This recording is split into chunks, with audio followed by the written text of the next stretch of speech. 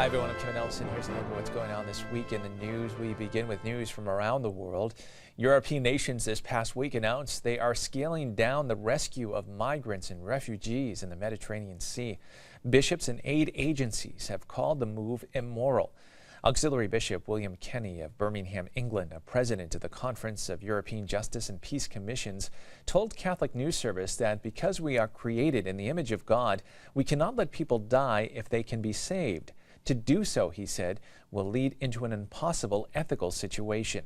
The British government confirmed October 29th it would no longer support Mediterranean search and rescue operations. The Italian government said it also was ending its program.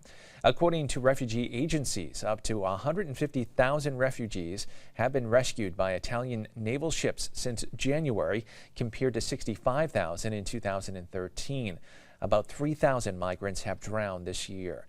Italy's rescue operation Mare Nostrum, or RC, is being replaced by the new Operation Triton, being launched by Europe's Frontex border agency. Operation Triton would have just 1/3 of the budget of Mare Nostrum and establish patrols only within 30 miles of the Italian coast. More world news to talk about at a recent program in Washington on the dialogue and the relevance of moral questions about nuclear weapons. Some U.S. bishops shared their experience meeting with Iranian leaders several months ago to discuss nuclear weapons and the role faith leaders may have in influencing arms policy. Bishop Richard Pates of Des Moines, Iowa, who was part of the delegation of U.S. bishops that met with Iranian ayatollahs in March, said among the things he learned was that Iranians feel profoundly misunderstood by Americans. Bishop Pates said that the Muslim leaders said images such as crowds waving signs with messages like "Death to America" are not representative of the thinking of most Iranians. Bishop Pates was accompanied to Iran by Cardinal Theodore McCarrick, retired Archbishop of Washington, Auxiliary Bishop Dennis Madden of Baltimore, as well as by USCCB staff members and advisors. In June, Bishop Pates and Cardinal McCarrick, along with 2 Iranian Shiite leaders, signed a joint declaration decrying the use or threat of use of nuclear weapons. In news now from the Vatican, it was an exciting week in the Sistine Chapel as the Vatican revealed a brand new air conditioning system and 7,000 new LED lights. Marking the 450th anniversary of Michelangelo's death, the Vatican museums hope the air conditioning and the lights will preserve the Renaissance artist's masterpiece for generations to come. Rome Reports has more. The Sistine Chapel like you've never seen it before.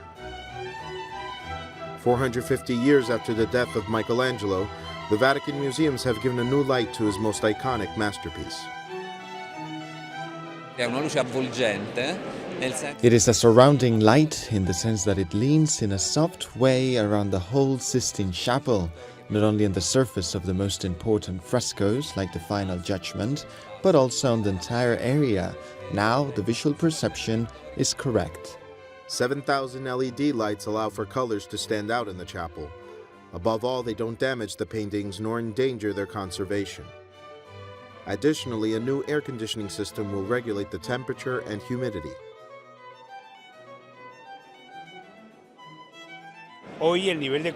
Unfortunately, the level of pollution in Rome is high. It is necessary to treat the air, clean and purify it before it enters the Sistine Chapel. After 3 years of work, the Sistine Chapel debuts a much more customized lighting and air system.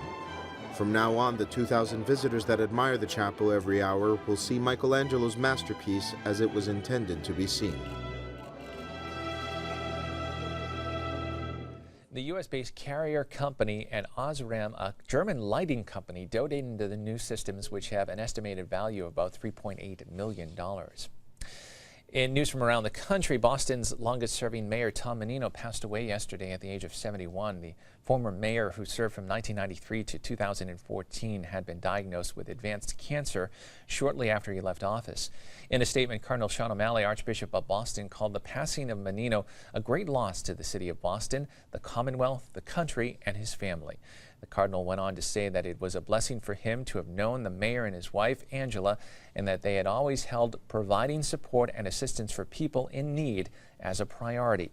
And the cardinal asked for prayers for the mayor, his wife, Angela, and his children and grandchildren.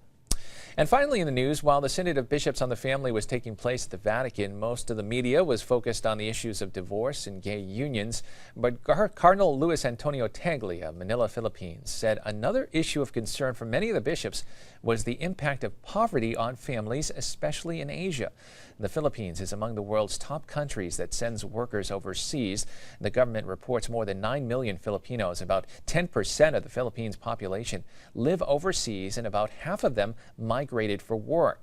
The cardinal said couples separate not because they're mad at each other, but because they love their family and they bear the pain of separation just to find jobs elsewhere.